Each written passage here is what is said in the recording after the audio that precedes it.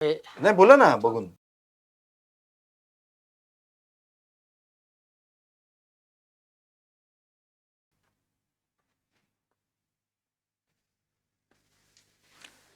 वाल्मिक कराड अर्थात वाल्मिक अण्णा कराड.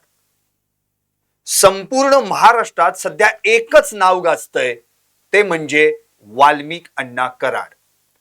अगदी संतोष देशमुख हत्या प्रकरणात तो संशयित असल्यापासून किंवा मग त्याच्या आधी त्याच्या विरोधात दाखल झालेल्या खंडणीच्या गुन्ह्यापासून जवळपास 19 दिवस पोलिसांना गुंगारा देत स्वतःहून थाटात, रुबाबात आणि धाकात सीआयडी पोलिसांना शरण गेलेला हा वाल्मिक कराड आता सध्या कोठडीत आहे. पण कोठडीत असला तरी त्याच्याविषयीचे नवनवीन खुलासे काही थांबेनासे झाले. त्याचे किस्से, त्याचे कारनामे रोज नवनवीन बाहेर पडत आहेत. आणि याच विषयावर चर्चा करण्यासाठी आज आपल्या सोबत आहेत ज्येष्ठ राजकीय विश्लेषक हेमंत देसाई. अर्थात कार्यक्रमाचं नाव आहे खडे बोल.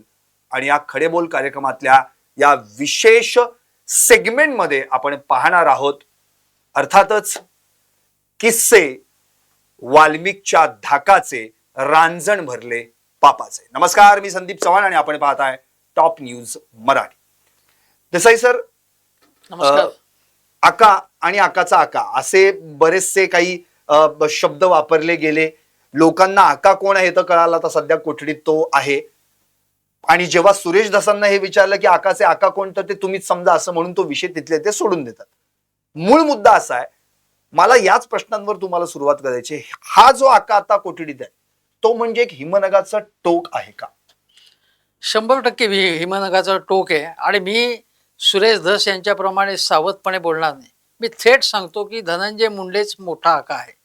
आणि धनंजय मुंडेंना कोणाचं संरक्षण आहे हा संशोधनाचा विषय आहे. पण ते तुम्हाला माहिती असेल की धनंजय मुंडे हे राष्ट्रवादी काँग्रेस अजित पवार गटाचे नेते आहेत.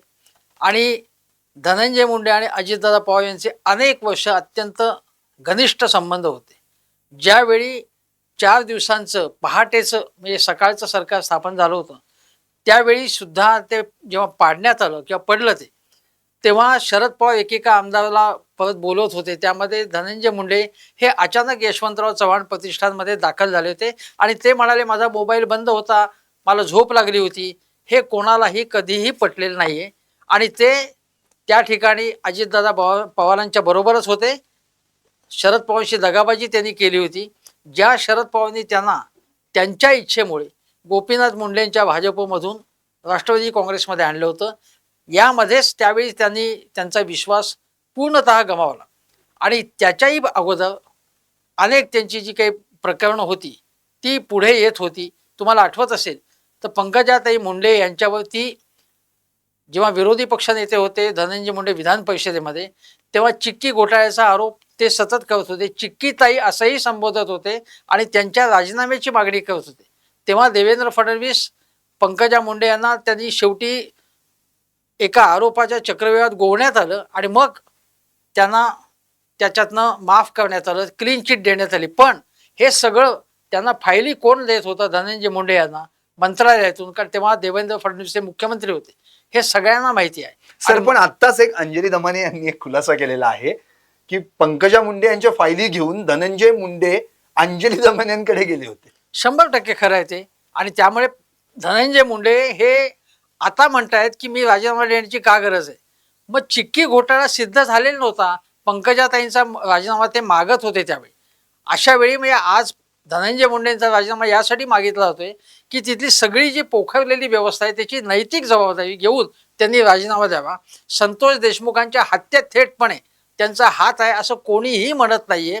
वाल्मिक कराडही म्हणतोय की माझा काही संबंध त्याच्याशी नाहीये. आणि हे दोघंही म्हणतायत की जो खुनी जो असेल त्याला फाशीची शिक्षा द्या, असं म्हणायला यांना काय जातं? एक सरधोपट विधान करायचं. पण याची संपूर्ण जबाबदारी, संतोष देशमुख प्रकरणाची जबाबदारी अप्रत्यक्षपणे धनंजय मुंडे यांच्यावरती येते. म्हणून त्यांनी राजीनामा द्यायला पाहिजे. आणि अंजली दमाने जे म्हणत आहेत की अंजली दमाने यांना सुद्धा वेगवेगळ्या प्रकारची माहिती त्यावेळी कोणाकडून मिळत होती याबद्दल अनेक तर्कवितर्क केले जात होते. पण अंजली दमाने यांनी हे प्रकरण आता जे लावून धरले त्यामध्ये पहिली एक चूक त्यांच्या हातून झाली, ती 3 जणांची हत्या झाली असं ते म्हणाले.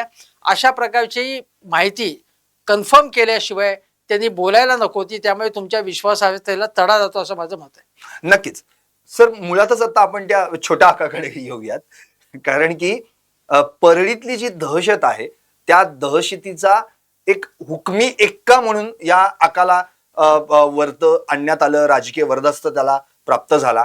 अगदी गोपीनाथ मुंडेंपासून म्हणजे तिकडे युतीचं सरकार 1995 मध्ये जेव्हा आलं तेव्हा इकडे बीडमध्ये याच वाल्मिकची सत्ता आली.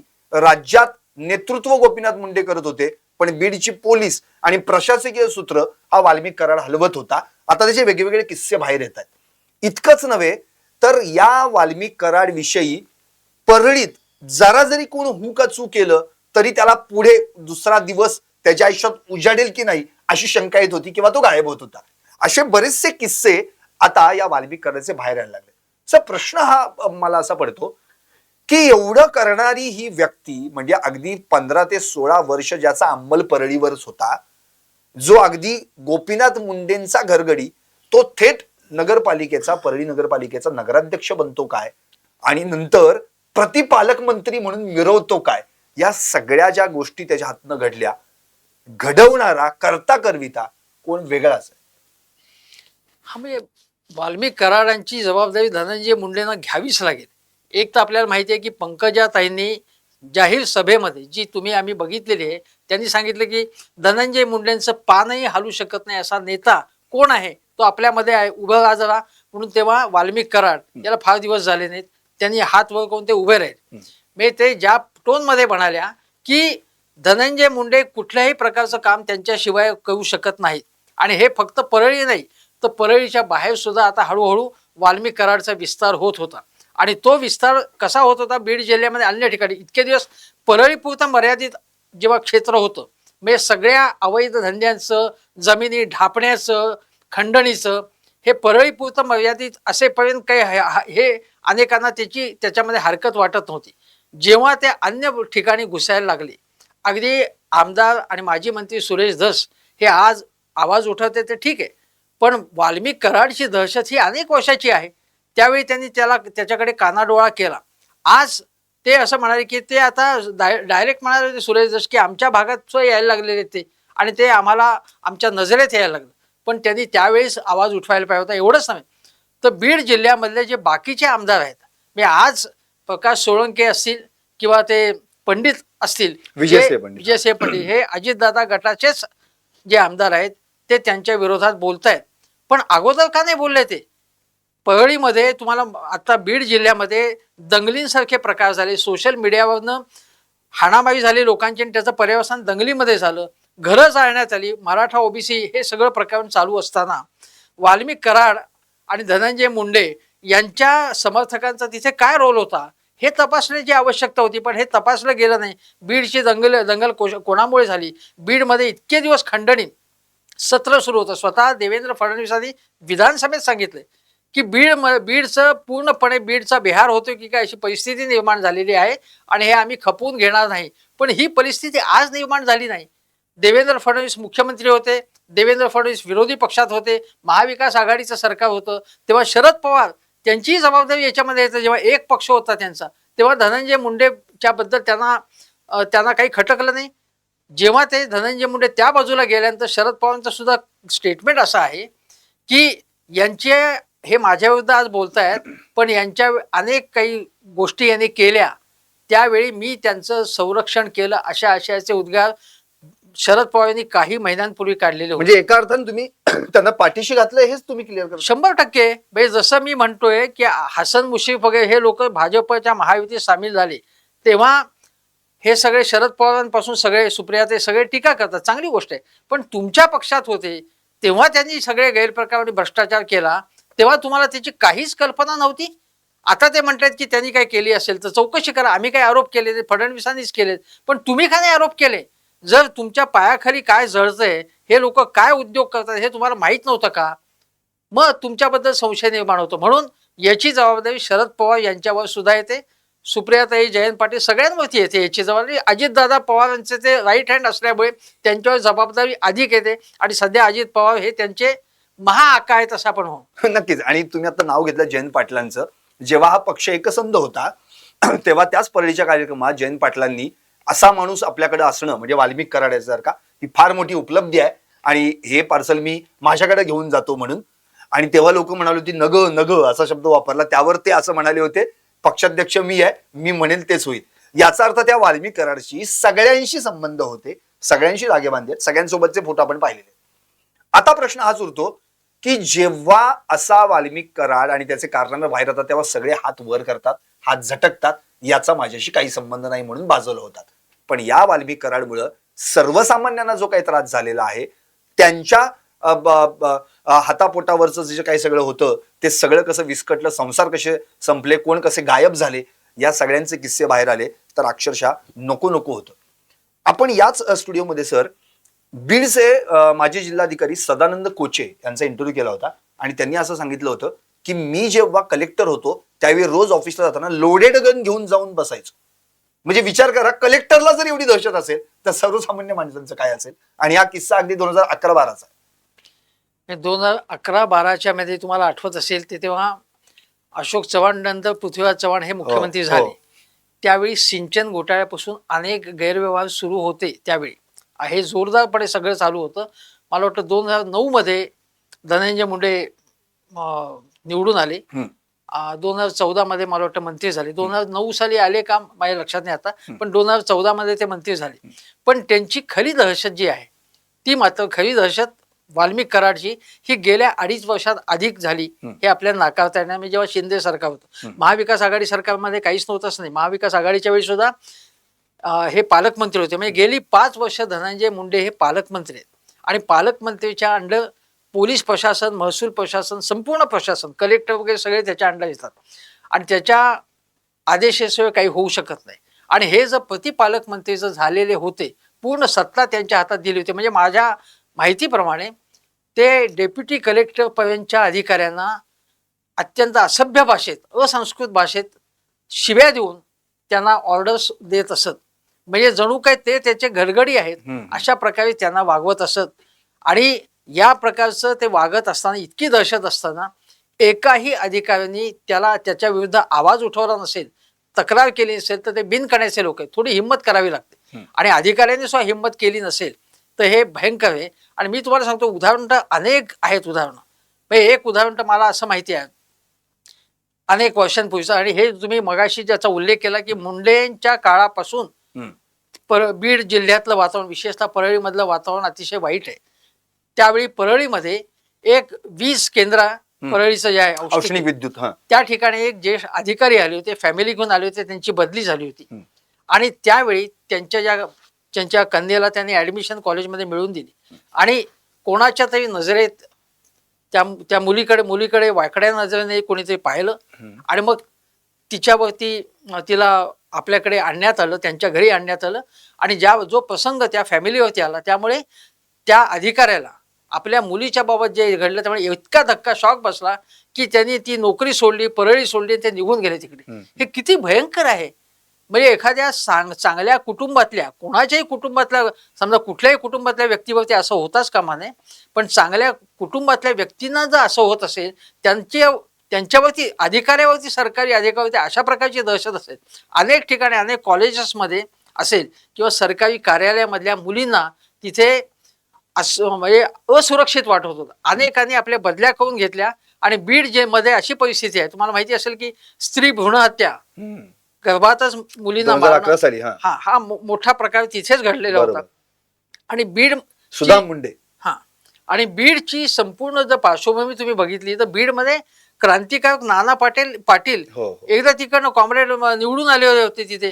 उद्धवराव पाटील हे, म्हणजे बीड, परभणी हा सगळा परिसर, मराठवाडा मुक्ती संग्राम असेल किंवा अनेक आंदोलन आणि चळवळींचा, डाव्या चळवळींचा होता तो, त्या भागामध्ये हे अशा प्रकारची, हे संपूर्ण आपण आंबेजोगाई, परळी, हे देवस्थानं असतील किंवा मुकुंदराज यापासून अनेक दासोपंतांची पासोडी अशी मोठी परंपरा असलेल्या बीड जिल्ह्यामध्ये या गोष्टी व्हाव्यात, हे बीडकरांच्या दृष्टीने अत्यंत नामुष्कीची गोष्ट आहे. आणि तुम्हाला आता गेल्या 10-15 वर्षात तुम्ही बघितलं असेल की बीडमधून, विशेषतः परळीमधून मोठ्या प्रमाणात स्थलांतर झाले. आणि ते स्थलांतर म्हणजे ऊसतोड कामगारांचं स्थलांतर वेगळं आहे, पण ज्यांना शिकायचं आहे त्यांना सुद्धा तिथे असुरक्षित वाटलं किंवा तिथे काही चान्सेस नाही आहेत. आणि म्हणून मग ते तुम्ही पुण्या मुंबईत जी गर्दी झालेली आहे विद्यार्थी UPSC MP साठी येतात. त्याचं कारण असंही आहे की बीडमध्ये या प्रकारची गुंडगिरी, कायदा आणि सुव्यवस्था परिस्थिती पूर्ण नाही. स्त्रियांची आणि मुलींची अब्रू सुरक्षित नाही. सुरक्षिततेचं एकूणच वातावरण नाही. 1200 तुम्ही बंदुकांचे लायसन्सेस तिथे देतात. हे कोण देत होतं आणि हे कोणाच्या लक्षात कसं आलं नाही? पालकमंत्री भले भले हे असतील, पण गृहमंत्र्यांच्या लक्षात आलं नाही एवढे 1200 लायसन्सेस बीड परळीसारख्या ठिकाणी कशासाठी पाहिजेत ते? आणि त्यामुळे याची जबाबदारी त्या सरकारमधल्या गृहमंत्र्यांवरती येते, अगदी मुख्यमंत्र्यांवरती सुद्धा येते. त्यामुळे पक्षातीत होऊन आपण याचा विचार केला पाहिजे की बीड सारखा जिल्हा, गडचिरोली सारखा जिल्हा नक्षलवाद मुक्त करण्यासाठी म्हणून गर्जना केल्या जातात. चांगली गोष्ट आहे. तिथे आता पोलाद नगरी बनवण्याचा ते प्रयत्न आहे. गडचिरोलीमधले नक्षलवादी जातात, मग इकडचे बीडमधले जे काय त्याला आपण नक्षलवादी म्हणणार का काय म्हणणार माहित नाही, पण हे गुंडगिरीचं जे आहे संपूर्ण दहशत मोडकळीस आली पाहिजे, मोडून काढली पाहिजे. पण आजही आजची मी बातमी बघितली, धनंजय देशमुख जे CIDच्या ज्या ठिकाणी गेले होते त्या ठिकाणी एक माजी सरपंच आला आणि त्यांनी यांना विचारलं की तू इथे कशासाठी आलाय CIDच्या या कार्यालयामध्ये? बालाजी तांदळे. हा, आणि तुम्ही त्याला सगळं धमकी देता तिथे. आणि वाल्मिक कराडला हा भेटायला तिकडे जातो. पुण्यामध्ये वाल्मिक कराडचं समर्थन करणारे लोक असतात. वाल्मिक कराडला रातोरात त्याला पोलीस कोठडीमध्ये म्हणजे घ्यावं लागतं, CIDच्या कोठडीमध्ये. याचं कारण जर दुसऱ्या दिवशी जर त्याची कोठडी झाली असती तर त्यांना माहिती होतं पोलिसांना आणि सरकारला की बीडमध्ये प्रचंड समर्थक गोळा झाले असते त्याचे. आणि पुण्यामध्ये आणि तिथे सुद्धा घोषणा देत होते. त्यांची मानगूट पकडून त्यांना तुरुंगात टाकलं पाहिजे या लोकांना, ज्याच्या समर्थकांना. ही दादागिरी मोडून काढली पाहिजे. सरकार ही मोठी व्यवस्था आहे. कोण वाल्मिक कराड, कोण धनंजय मुंडे, या लोकांची गुंडगिरी पूर्णपणे मोडून काढली पाहिजे. त्यांचा कणा मोडला पाहिजे पूर्णपणे. पण सगळ्यांचे हितसंबंध याच्यामध्ये आहेत.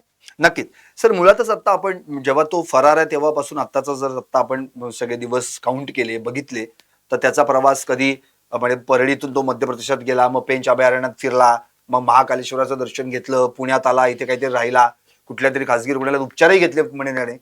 एवढं सगळं करून अगदी प्रीप्लॅन्ड टाईप तो शरणही गेला. आणि मध्ये एक असं घडलं की तो शरण ज्या गाडीतून CID पोलिसांना गेला, ती जी गाडी आहे ती अजित पवारांच्या ताफ्यातली होती, असं दस्तूर खुद्द लोकसभेचे खासदार बजरंग सोनवणे यांनीच पत्रकार परिषदेत सांगितलं. म्हणजे नेमकं हे काय आहे हे समजण्याचंच झालंय. म्हणजे अगदी किचकट आणि किळसवाणा विषय झाला. एक गोष्ट अशी आहे की ज्याचा पत्ताच लागत नव्हता तो स्वतः फेसबुकवरती आपले पोस्ट करत होता, आपले फोटो. आणि त्याच्याबरोबर 2 बॉडीगार्ड्स म्हणजे पोलीस होते. त्या पोलिसांना सुद्धा त्यांनी अर्थातच विकत घेतला असणार. ते पोलिसांनी किमान सांगायला पाहिजे होतं की आम्ही कुठे आहोत, याचा ठाव ठिकाणा लागत नाही म्हणजे काय. आणि अजूनही 4 आरोपी जे गुलेबिले जे आरोपी आहेत त्यांचा पत्ता कसा काय लागत नाही. आता म्हटलं जाते की त्यांच्याकडे मोबाईलच नाही. आता मोबाईल नसणं आजच्या काळामध्ये नसेल यांचं हे आश्चर्यकारक वाटतं. कदाचित त्यांनी हे नंबर बदलला असेल आपला. पण वाल्मिक कराड ज्या प्रकारे ज्या कॉन्फिडेंटली सगळीकडे जातो, आणि तुम्हाला आठवत असेल की ज्यावेळी फार मागणी झाली, फार तक्रारी झाल्या, आणि आता वाल्मिक कराडला ताब्यात घेतल्याशिवाय या सरकारची अब्रू वाचणार नाही असं लक्षात आल्यानंतर तो दाखल झालेला आहे. त्याच्या अगोदर मीडियामध्ये कसं बातम्या येत होत्या की हा आता पुण्यामध्ये हजर होणार आहे.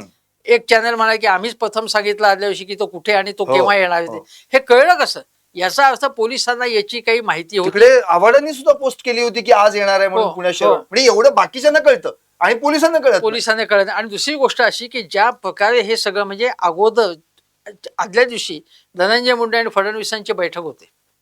हा ना. आणि दुसऱ्या दिवशी शरण म्हणजे तिकडे फडणवीस मुंडे भेटले आणि इकडे यांनी हात टेकले, अशी परिस्थिती झाली. आणि मग धनंजय मुंडे आणि फडणवीसांची जी चर्चा झाली असू शकते, त्यामध्ये हे कशा प्रकारचं हे घडवून आणायचं असं असू शकतं. आपण अंदाज बांधू शकतो की काय बोलायचं, काय सांगायचं. वाल्मिक कराड शरण आलेला आहे आता, आणि आम्हाला तो कुठे होता त्याचा पत्ता काहीच माहिती नाही. आणि हे जोपर्यंत आदल्या दिवशी वाल्मिक कराड शरण येईपर्यंत धनंजय मुंडे मीडियाला टाळत होते. कॅबिनेटच्या मीटिंगच्या वेळी ते म्हणाले की मी त्यानंतर तुम्हाला तुमच्याशी बोलेन. त्याच्या अगोदरची त्यांची बॉडी लँग्वेज, त्यांचा चेहरा बघितला तुम्ही तर तो अत्यंत टेन्स होता धनंजय मुंडेचा. पण कॅबिनेट मीटिंग झाल्यानंतर वाल्मिक कराड शरण आल्यानंतर धनंजय मुंडे ज्या कॉन्फिडेंटली पुढे आले, त्यांचं समर्थन करण्यासाठी मग बावनकुळे असेल अप्रत्यक्ष समर्थन, किंवा गिरीश महाजन असतील, किंवा फडणवीस असतील ते ज्या पद्धतीने कॉन्फिडेंटली मीडियाला सामोरे जात होते त्यावरून मला तर असं वाटतं की बघा याला खंडणीच्या गुन्ह्यावरनं त्याला अटक झाली. खंडणी कशासाठी होती? खंडणी सर्व गुंडगिरीचा प्रकार होता. खंडणी खोलीतूनच खून झालेला आहे. मग खंडणी खोली आणि खुनाचा संबंध असेल तर त्याला 302चा त्याला गुन्हा का त्याच्यावरती नोंदवण्यात आला नाही हा खरा प्रश्न आहे. अनेक वकिलांचंही म्हणणं असं होतं की खुनाच्या कटामधला तो एक आहे, हा त्याच्यावरती चार्ज लावला पाहिजे, पण तो आरोपच लावला नाही समजा तर खंडणीच्या याच्यामध्ये त्याला काही वर्ष शिक्षा होऊ शकते, त्यानंतर काय जामीनही होऊ शकतं त्याचं. आणि एकदा मीडियाचं लक्ष याच्यामधनं बाजूला गेलं, लोकांचं लक्ष बाजूला गेलं की पुन्हा तो जामिनावरती सुटेल आणि मग 1 वर्षानंतर आपण जेव्हा या स्टुडिओत बोलू तेव्हा कदाचित हे सगळं माझ्या विरोधात षडयंत्र होतं असं कदाचित धनंजय मुंडे आणि वाल्मिक कराड सांगतील आणि आपल्याला ऐकून घ्यावं. तर तुम्ही नक्की बरोबर म्हणालात, कारण की यामुळे परभणीतलं जे सोमनाथ सूर्यवंशी जे प्रकरण घडलं त्या प्रकरणाला पूर्णपणे साईडलाईन केलं झालं. कारण की आता त्या प्रकरणावर फोकसच नाहीये. त्यांचं काय झालं, त्याचा न्यायालयीन कुठली ज्युडिशियल कस्टडीमध्ये मृत्यू झालेला आहे त्याबद्दल कोणीच बोलायला तयार नाहीये आणि फक्त फोकस या वाल्मिक कराडवर आहे. त्यामुळे मुळातच हे सगळे जे विषय आलेले आहेत या विषयाच्या अनुषंगाने जर आता विचार केला तर आपण सुरेश धस यांनी आज केलेले खुलासे असतील किंवा जितेंद्र आव्हाड यांनी काही पोस्ट केलं त्याच्यावर आपण एक नजर टाकूयात. मुळात असं झालंय असं की सुरेश धस यांनी आज स्पष्टपणे म्हटलेलं आहे की जी SIT आहे त्या SIT मध्ये एक पोलीस असा आहे तो मुळातच गडचिरोलीत होता आणि त्याची बदली करून याच आकाचा हात होता बदली करण्यामध्ये. त्यामुळं SITत असलेला जो आहे तो साहजिकच त्यांनी स्वामीनिष्ठा दाखवू नये असा त्यांनी शब्द वापरलाय. दुसरी गोष्ट त्यांनी गंभीर आरोप केलेला आहे की करुणा मुंडे जेव्हा 5 सप्टेंबर 2021 रोजी परळीमध्ये गेल्या होत्या आणि धनंजय मुंडेंवर त्यांनी पत्रपरिषदेतून आरोप केले होते त्यावेळी त्यांच्या गाडीमध्ये याच बीड पोलीस दलातल्या एका पोलिसानं चक्क साडी नेसून तिच्या गाडीमध्ये पिस्तूल ठेवली होती आणि नंतर त्यांना त्या गाडीत पिस्तूल आढळल्या प्रकरणी करुणा गुन्हे यांच्यावर गुन्हा दाखल झाला होता. तो जो व्यक्ती आहे त्या व्यक्तीबद्दल देखील मी माहिती लवकरच SP ना देणार आहे असं देखील धस म्हणाले. म्हणजे एक एक कसे वेगवेगळे कारनामे आता बाहेर येतात बघा. मग याच्यामध्ये आकाचे पण येत आहेत, आकाचे पण येत आहेत. मी सुरेश धस हे काय आहे की सुरेश धस हे धनंजय मुंडेंच्या विरोधातच बोलतायत स्पष्टपणे आणि त्यांचं म्हणणं आहे की पालकमंत्री कोणी असो, अजितदादा असो, खुद्द देवेंद्र फडणवीस झाले तर बरं होईल, पण ते फक्त एवढीच मागणी करत नाही की धनंजय मुंडेंना हाकलून द्यायच्यात ना, कारण ते भारतीय जनता पक्षाचे आहेत आणि देवेंद्र फडणवीस हे चांगल्या पद्धतीने तपास करतात, माझा त्यांच्यावर विश्वास आहे असं म्हणत ते धनंजय मुंडेंना टार्गेट करतात आणि हे योग्य आहे असं माझं म्हणणं. ते त्यांच्या मर्यादेमध्ये सुरेश धस काम करतात. पण या ज्या तुम्ही सगळ्या गोष्टी सांगताय त्याच्यावरून संशय निर्माण होतो. एवढंच नव्हे, ते SITचे जे प्रमुख आहेत बसवराज तर त्यांच्याबद्दल सुद्धा चांगलं बोललं जात नाही. म्हणजे त्यांचा रेकॉर्ड जे आहे ते फार चांगलं आहे, कर्तबगार पोलीस अधिकारी असं नाही. एक मी तुम्हाला उदाहरण देतो. जे सांगलीमध्ये ते असताना एका हॉस्पिटलच्या इथे नवजात अर्भकांचा म्हणजे जन्म झाला होता नुकताच आणि तिथे गणपतीची अशी मोठी मिरवणूक आणि मोठा आवाज होता. तेव्हा मग विनंती करण्यात आली की बाबा इथे तुम्ही हे करू नका, बाहेर दुसरीकडे जा म्हणून त्यांनी सांगितलं होतं की तुम्ही कोणीही कॉल करा मी हे घेईन. तर ते कॉल घेतले नाहीत, काही कुठल्याही प्रकारची कारवाई त्यांनी केली नाही आणि अशा प्रकारचा म्हणजे कुठलाही अलर्टनेस न दाखवणारा असा हा पोलीस अधिकारी आहे. सांगलीमधला असेल अन्य ठिकाणची त्यांची फार चांगली कामगिरी नाही. SITच्या प्रमुखपदी एखादा चांगला ज्याचं रेकॉर्ड खूप चांगला आहे, ज्यांनी खूप चांगल्या प्रकारचा तपास केलेला आहे असा अधिकारी नेमला असता तर लोकांना अधिक विश्वास वाटला असता. यापूर्वी काही SITचे जे अधिकारी होते त्यांच्यावरती लोकांचा विश्वास होता. लोकांचा विश्वास किमान असायला पाहिजे आणि हे जे तुम्ही आणखी अनेक उदाहरणं सांगतायत त्यावरून स्पष्ट होत आहे ना की ही संपूर्ण पोलिसांमधले संपूर्ण त्याचे गुप्तहेर तिथे खबरी नेमलेले तिथे सगळीकडे आणि त्यामुळे ते काम करणार. आता मी तुम्हाला सांगतो की परळीमध्ये बीडमध्ये आज वाल्मिक कराडचे या गुंडाचे जे छोटे छोटे सहकारी आहेत ते बिळात लपलेले आहेत आणि ते जेव्हा वेळ येईल तेव्हा ते पुन्हा बाहेर येणार आहेत. त्यामुळे त्यांची दादागिरी संपली असं नाही.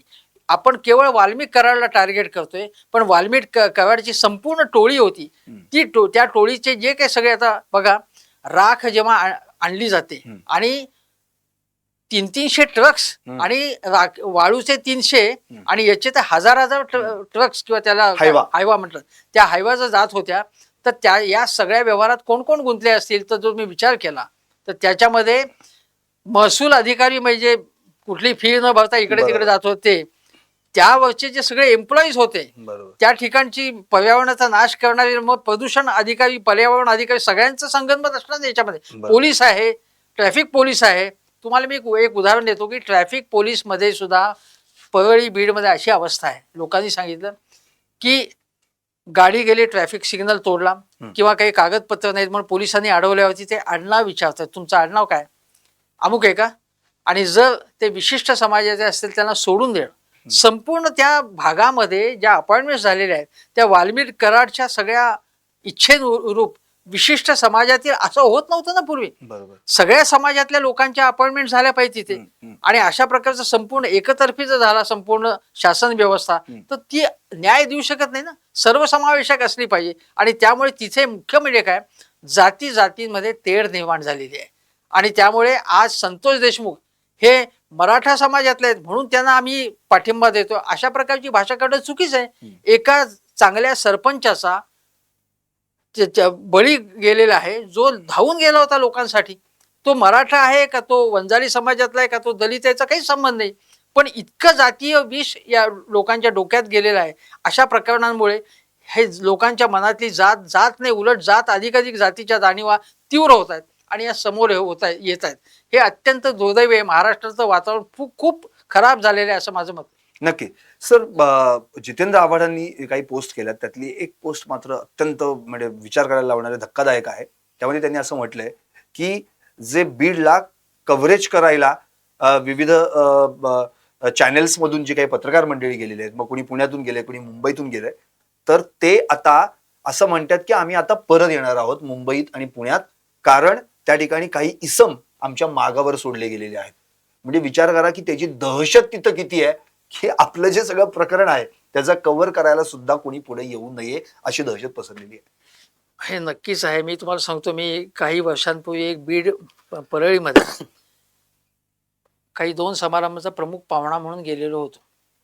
त्या ठिकाणी पत्रकार होते अनेक, आणि ते ज्या प्रकारे पत्रकार हे धनंजय मुंडेंचे अनेक पत्रकार हे इतके लाचारी करत होते की लाज वाटली याची.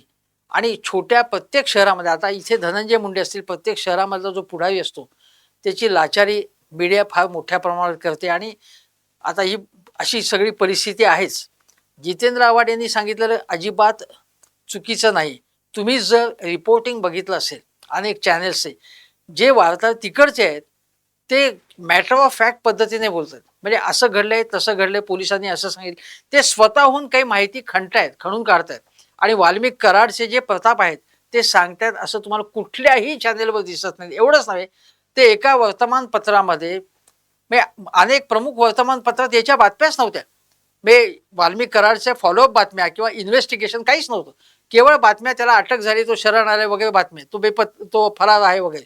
त्याच्या पलीकडे हे सगळं नेटवर्क कसं चालतं, काय त्याचे धागेदोरे काय आहेत, हे कोणीही सांगत नव्हते. एका वर्तमानपत्राने छापायला सुरुवात केल्यानंतर त्यांच्या पहिल्या बातमीवरती बायलाईनच नव्हती त्या वार्ताहराची. एक विशेष प्रतिनिधी असं लिहिलं होतं. याचा अर्थ स्पष्टपणे आहे की फार मोठी दहशत मीडियावरती आहे. मी असं म्हणत नाही की सगळ्या पत्रकारांनी तिथे अशा प्रकारच्या बातम्या होतात, त्यांना भय आहेच त्यांचं, आणि भय असल्याचंच हे. पण अनेक जण लाचारी सुद्धा करतात. अनेकांनी लाचारी केल्यामुळे, आवाज न उठवले, तुम्ही बघा ना, एवढे प्रकार सुरू असताना वाल्मिक कराडचे कुठच्याही वर्तमानपत्रात, कुठच्याही वेब पोर्टलमध्ये, कुठच्याही TV चॅनलवरती काहीच येत नव्हतं. त्याचं लोकांना माहितीच नव्हतं हे. मग अचानक कसं हे समोर आलंय? मग इतके दिवस हे लोक झोपले होते का?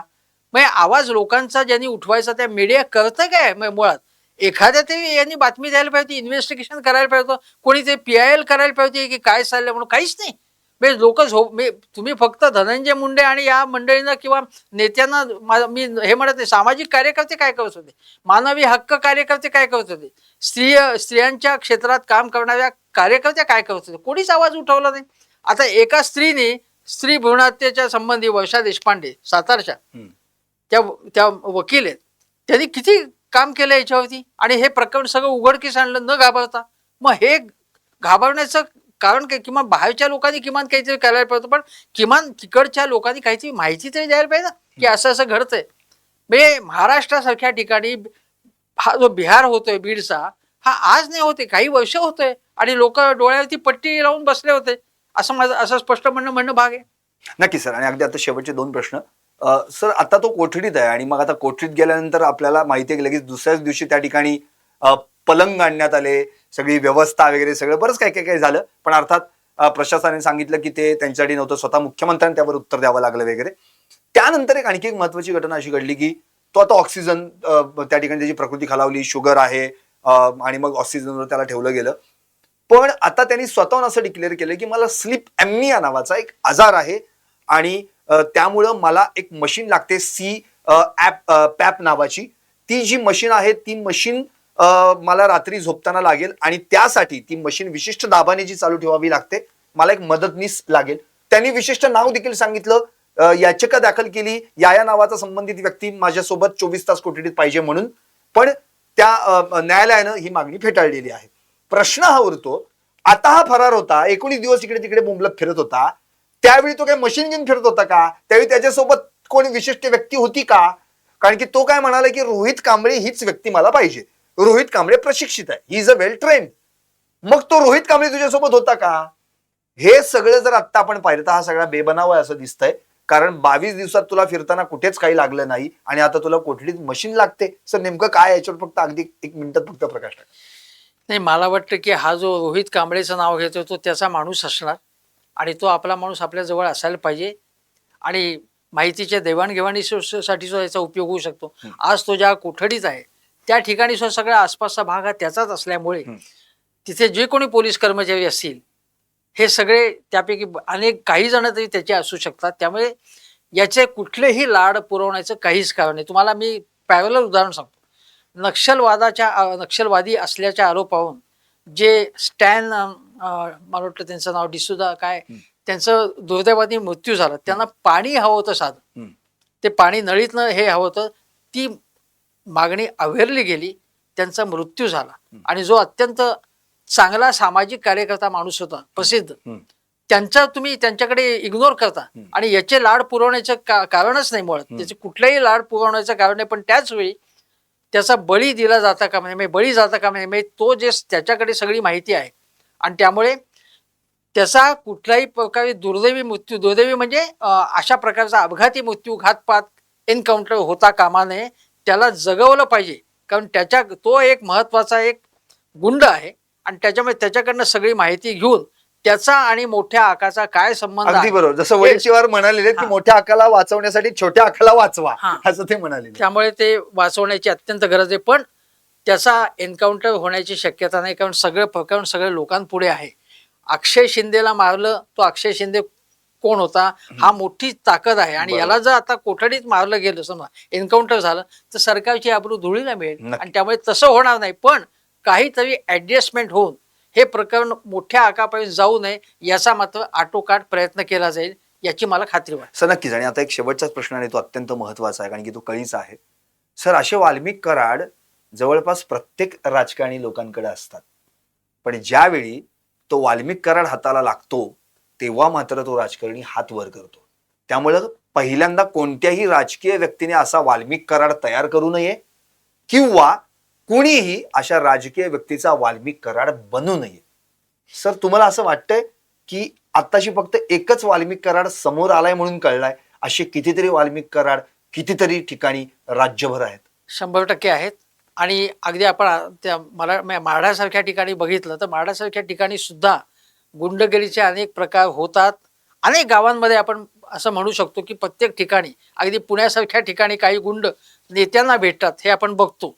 त्यामुळे या लोकांना प्रोटेक्शन देतात, हे लोक खंडणी मागतात, त्यांना प्रोटेक्शन देतात. आणि महाराष्ट्रामध्ये जर आज समृद्ध महाराष्ट्र करायचा असेल, 1 ट्रिलियनची इकॉनॉमी करायची असेल, तर असे खंडणी बहादर असेल आणि त्यांना पोचणारे जे आका आहेत, ही साखळी जी आहे ती आता मोडून काढली पाहिजे, असं होता कामा नये. पण प्रत्येक जिल्ह्यामध्ये छोट्या तरी एडिशन्स याच्या आहेत. बीडमधली एडिशन फार मोठी होती, ती लोकांच्या डोळ्यामध्ये आली, कारण खून पडलेले आहेत. असे खून सगळ्या जिल्ह्यांमध्ये अशा प्रकारचे पडलेले असं नाही, संशयास्पद झालेले. तुम्हाला सामनामध्ये मारुती कांबळेचं काय झालं असा हम्म, प्रश्न होता. हम्म. आणि असाच प्रकारचं संतोष देशमुखचं काय झालं हम्म. असा प्रश्न विचारण्याची पाळी आली आहे. महाराष्ट्रामधले कायदा आणि सुव्यवस्था परिस्थितीबद्दल गंभीर प्रश्न निर्माण झाले आहेत. महाराष्ट्राला जर प्रगत राज्य म्हणून आपला टेंभा मिरवायचा असेल तर किमान कायदा आणि सुव्यवस्था परिस्थिती आणि स्त्रियांची आणि सर्वसामान्य नागरिकांची सुरक्षितता याच्याकडे लक्ष दिलं पाहिजे. केवळ किती टक्के GDP वाढला हा प्रश्न मोठा करून पाठ ठोकटून घेण्यामध्ये अर्थ नाही. नक्कीच. धन्यवाद सर, आपण या ठिकाणी आलात आणि सुस्त पडलेल्या सरकारला तुम्ही तुमचे खडे बोल सुनावलेत, याबद्दल खूप खूप आभार. आपल्याला तो पुराणातला वाल्या माहिती आहे. आठवतं की तो त्यावेळी दरोडे टाकायचा आणि सगळं काही आपल्या कुटुंबासाठी करायचा असं म्हणायचा. खूप लोक मारली, खूप काही लुटलं त्यांनी, संपत्ती, पैसा वगैरे, अक्षरशः रांजण भरले त्याच्या पापाचे. आणि शेवटी जेव्हा त्यांनी घरच्यांना विचारलं की आता जे काही मी तुमच्यासाठी केलं त्यात पापाच्या वाट्यामध्ये तुम्ही सहभागी आहात का, तर तेव्हा सगळ्यांनी हात वरती केले. आता या वाल्याच्या पापात कोण वाटेकरी आहेत आणि कोण सहभागी आहेत त्याचा निकाल किमान या कलियुगात तरी लागायला हवा, एवढीच काय ती अपेक्षा. पाहत राहा टॉप न्यूज मराठी. आपला महाराष्ट्र, आपली बातमी.